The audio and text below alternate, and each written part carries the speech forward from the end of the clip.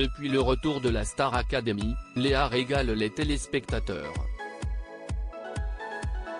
La jeune femme de 24 ans au caractère bien trempé se fait souvent remarquer pour son naturel, ses attitudes de diva ou encore pour le fait de ne pas se comporter toujours comme il le faudrait avec les grands noms de la chanson française qui participent aux lives de l'émission.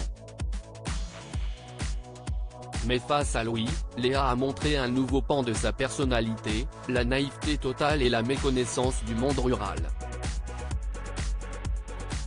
Une séquence qui fait beaucoup parler.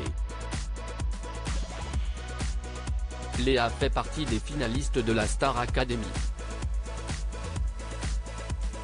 La jolie brune aux cheveux bouclés s'est qualifiée samedi 19 novembre avec Anisha, Enola. Toutes les trois rejoignent Louis qui a été sauvé d'office par les professeurs et le directeur de cette saison Michael Goldman.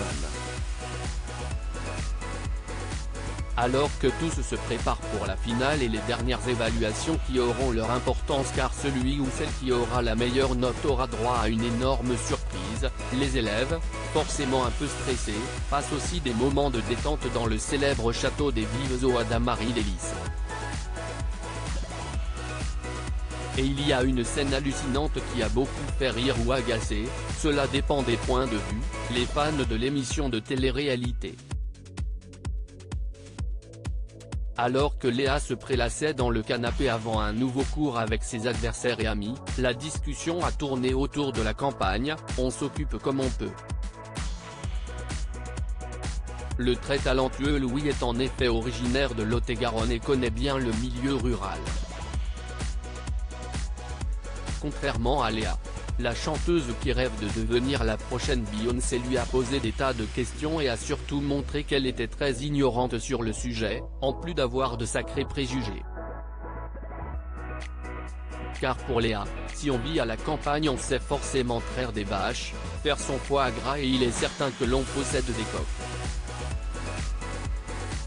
Au détour de cette conversation un brin lunaire, Louis lui a expliqué que pour vivre à la campagne, il fallait avoir le permis, il est en effet difficile de tout faire à pied.